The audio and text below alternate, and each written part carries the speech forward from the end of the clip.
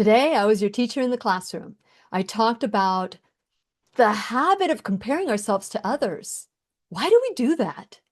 So I go into a lot of detail of why we do it and why we should stop. And I share a story that I wasn't even planning on sharing that came to my heart as I was speaking to you guys. And it was about Deacon Al Castellana. And anyone who has known me for a long time, they know Deacon Al Castellana was an incredible man. May God rest his soul.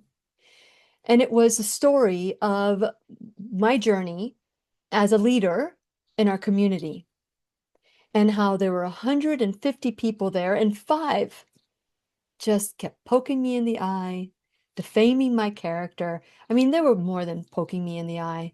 They were vicious. They really were vicious. But I learned through that process of how to be who I am, to be who I say I am, and continue to grow, to continue to use this, whatever it was that I was comparing myself to be bold, to be fearless, and to follow the path that I was asked to follow and not allow anybody else to keep me from that path. So check out today's conversation where we learn the different reasons why we compare ourselves and how to stop. What can we do to help ourselves stop this terrible habit that is holding us, that's keeping us stuck? It's keeping us from our worth. It's keeping us from our own journey, from our joy. It's just stealing it. So are you ready? Are you ready? Go to whenyouneedafriend.com, check out today's conversation.